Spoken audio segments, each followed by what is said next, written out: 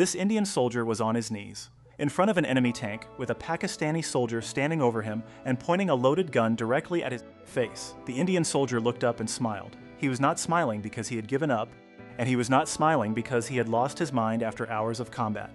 He was smiling because he knew something the man pointing the gun at him did not. By the time the story was over, you understood exactly what that something was. The year was 1971, and Pakistan had launched a full-scale surprise attack on the Indian border. This was not a skirmish or a minor border violation. It was a coordinated military assault across all three fronts, with heavy weapons, tanks, and fighter aircraft moving against Indian positions simultaneously. On the other side of that assault, Indian soldiers stood their ground with fewer troops, fewer resources, and no intention of retreating. The first man was Lieutenant Fateh Sinclair, and he was already at the border when Pakistani soldiers attempted to secretly cross into Indian territory. His ambush was precise and devastating. After driving them back across the line, he grabbed one of the soldiers and delivered a warning that carried the weight of someone who meant every single word. Learn to stay within your limits. Otherwise, neither the border nor you will remain. The second man was Major Hoshiar Singh Dahiya, and his introduction told you exactly who he was. He walked out with a fellow soldier to fetch water, and a group of Pakistani troops arrived at the same location at the same moment. Both sides immediately raised their weapons, and the tension was thick enough to cut through. Hoshiar did not flinch for even a second. He told them calmly that dozens of Indian soldiers were stationed within range, and if they fired and tried to run, they would be shot before they reached the tree line. The Pakistani soldiers shifted nervously, and Hoshiar looked at the youngest among them and asked how long he had been in the army. When the boy admitted it had only been 3 months, Hoshiar smiled and told him that 3 months was enough time to learn one thing. When you saw an officer, you saluted him, regardless of which army he belonged to. He made the boy salute him, and then he let them all go. The third man was Air Force Officer Nirmaljit Singh Sikhan, and he was introduced in the middle of a training session. His senior officer looked at their 6 operational fighter jets and said flatly that 6 jets could not change the outcome of a war. Sikhan shrugged and told him to give everyone else a holiday because he alone was enough. The fourth was Navy Commander Rawat, stationed in the Arabian Sea on a ship that worked only half the time. He stood on the deck and told his crew one thing: Pakistan would attack, and they needed to be ready when it happened. These 4 men shared a history that stretched back a decade before any of this. To understand what was happening on that battlefield in 1971, you needed to go back to 1961 and the National War Academy, because that was where the story truly began. Hoshiar, Sikhan, and Rawat arrived as rivals who could not agree on anything except the fact that each of them was better than the other two. The same Fateh Sinclair, and he watched their constant competition for weeks before finally losing patience with all 3 of them. He told them that the Army, the Navy, and the Air Force were not 3 separate competitions. They were one force, and if the men who were supposed to lead those branches could not trust each other, India would pay the price of their stubbornness on the battlefield. It was a clear instruction, and they mostly ignored it. Their punishments were frequent, and their stubbornness was remarkable, and their friendship was nowhere to be found. Until one morning, Hoshiar woke up and found something sitting on his bed, a Rakhi, a small thread, the kind a sister tied on her brother's wrist every year as a symbol of love and protection. It had been sent by Sikhan's sister, and for some reason that nobody had explained to Hoshiar, it was on his pillow instead of Sikhan's. Hoshiar went to Sikhan and asked him what was happening. Sikhan gave him an answer that took him completely by surprise. He told Hoshiar that the thread was his, but that from today it belonged to Hoshiar too, because his sister was now Hoshiar's sister, and his family was now Hoshiar's family. It was important to understand why those words landed the way they did. Hoshiar had no family. His father had died in uniform before Hoshiar was old enough to remember his face. His grandmother had raised him alone, and after she passed away, he had simply gotten used to the silence. No letters arrived for him at the academy. Nobody came to visit on family days. He had built his entire life around the assumption that this was simply how things were for him. Hoshiar told Sikhan that from that day forward, his sister would not need to send a Rakhi by post. As long as her brother was alive, Hoshiar would come to her every year in person to have it tied. The 3 men embraced each other, and from that moment they were inseparable. Not long after, a man arrived at the academy asking to see Hoshiar and introducing himself as Hoshiar's father-in-law. Rawat and Sikhan stood there completely stunned because, as far as they knew, Hoshiar had no family of any kind. The old man was furious about a letter Hoshiar had written, filled with poetry about dying in love, which the whole village had interpreted as a genuine emergency. Hoshiar had to explain that it was only poetry before the confusion was cleared up. And then came the part that stunned his friends even more. He was in fact married. He had been married since he was 7 years old. His grandmother had taken him somewhere with a promise of sweets. Someone had asked him if he wanted ladus, and he had said yes, and it turned out that saying yes was the wedding ceremony. The girl had gone back to her family, and he had gone back to his own home, and they had not properly seen each other since. Rawat broke the silence by reminding everyone that Hoshiar had asked him for romantic poetry for months, making him recite 10 different poems before he finally found one he liked. Hoshiar went home, collected his wife, and brought her back. Her name was Dhanvanti, and the very first thing she did when she entered the house was ask to pay her respects to his parents. When Hoshiar told her there were no photographs, because his mother had always planned to take one when his father returned from the war, and his father never returned, Dhanvanti walked quietly to his father's military uniform hanging on the wall and bowed her head before it.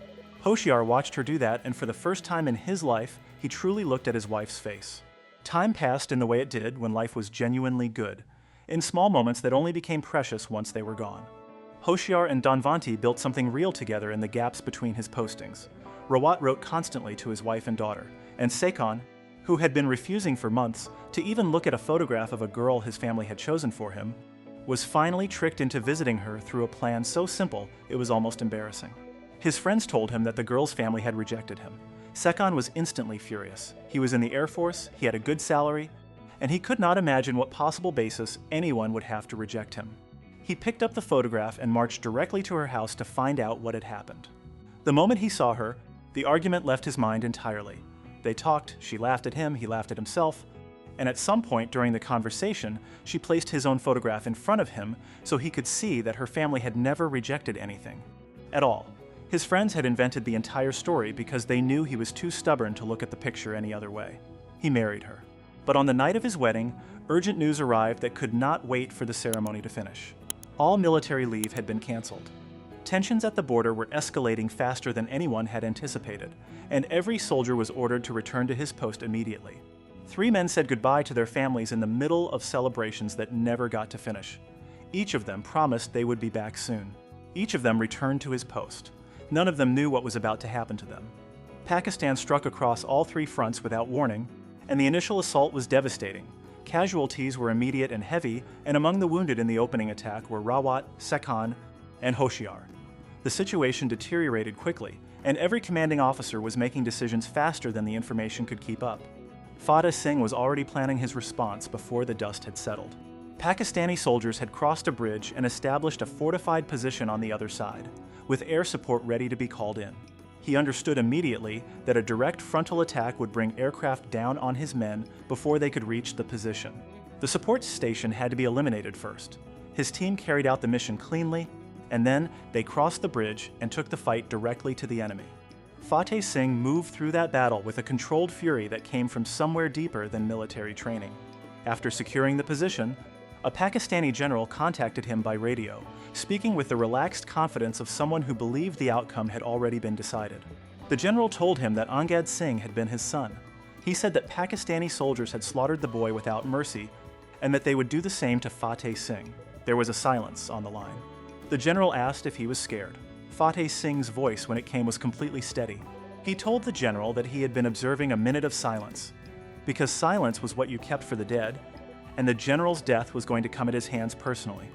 Then he destroyed the camp and moved on. But the name Angad stayed in the air long after the radio went quiet, because Angad was already gone. A flashback pulled the story back to 1965, to a morning when Fateh Singh had been reading one of Angad's letters aloud to his wife, and they had both been laughing at something their son had written. Army officers appeared at the door before he finished the letter. They told him that Angad had fought with great bravery, and that he had been martyred. Fateh Singh had carried that weight through every day since then, and he carried it now, moving across the 1971 battlefield like a man who had already made peace with what war cost. Back with Hoshiar, a letter had arrived from Dhanvanti. She had learned to write with help from her brother, and she was proud of it. She told him that by the following week he would be a father. She added that he would have to come home himself if he wanted to know whether the baby was a boy or a girl, because they had made a bet about it some time ago. She wanted a son, and he wanted a daughter, and she was not going to give him the answer in a letter. He read it twice, then tucked it carefully inside his uniform. Then the news came from the sea. Pakistani forces had located Rawat's ship, and the attack was immediate and severe. The lower decks flooded quickly, men were wounded and trapped below, and Rawat was organizing the rescue operation while dealing with his own injuries. He tracked down the Pakistani submarine responsible, struck it with everything he had, and forced the enemy crew to surface. When they appeared, he engaged them directly and destroyed them. But the damage to his ship could not be undone. The water kept rising, and Rawat stayed aboard until there was no ship left to stay on. He went down with it. At almost the same hour, high above the ground, Sakon flew into a sky filled with Pakistani aircraft with almost no one flying beside him. He shot down 4 enemy planes in a single engagement, and he was pursuing the 5th when his aircraft took the hit that ended it. He did not make it back. India had won the naval battle. India had won the aerial battle. But Hoshiar learned over the radio that both of his brothers were gone on the same day in the same war, within hours of each other. He stood with the radio in his hand and said nothing for a long time. He thought about Rawat at the bottom of the Arabian Sea and Sakon burning in the sky above an enemy formation, and he understood that both of them had gone out exactly the way they had always done everything, without hesitation and without holding anything back.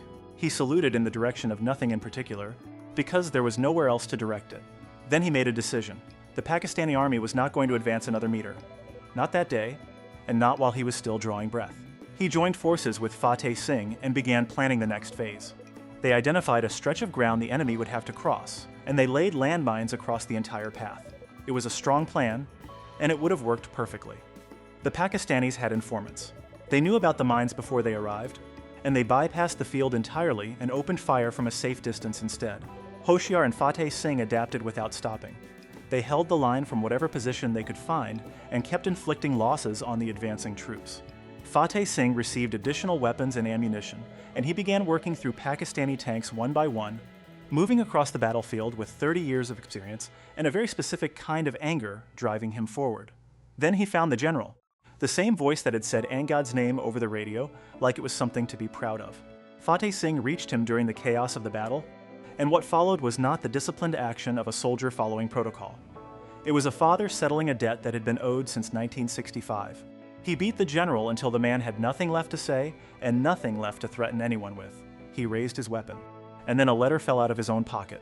It was Angad's letter, the last one, from before 1965, the one he had been reading aloud to his wife on the morning the officers came to the door.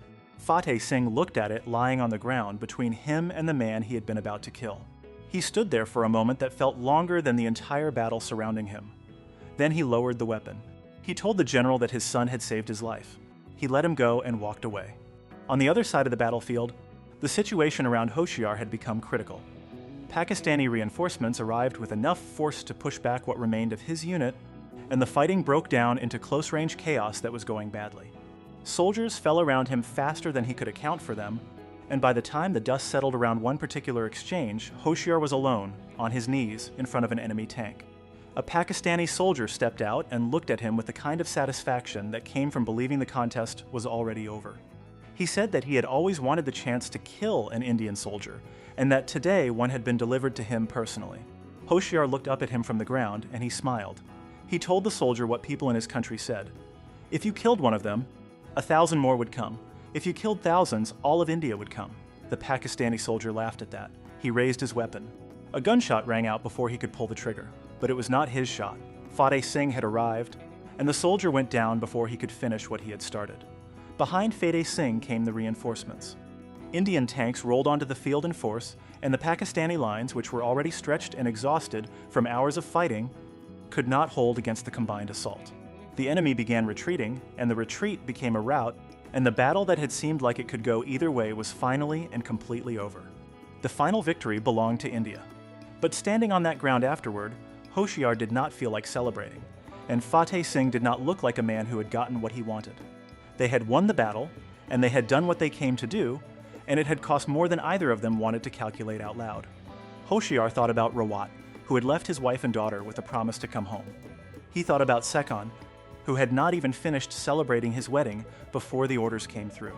He thought about the letter from Dhanvanti and the bet he still had to settle about whether the baby was a boy or a girl. He thought about all of it at once, and he stood there in the middle of a battlefield that still smelled of smoke and let himself feel the weight of... Fateh Singh stood a few feet away and said nothing. He had been carrying his own version of this weight since 1965, and he understood that some grief did not need commentary. The surviving soldiers gathered together on the ground they had held. Someone raised the Indian tricolor.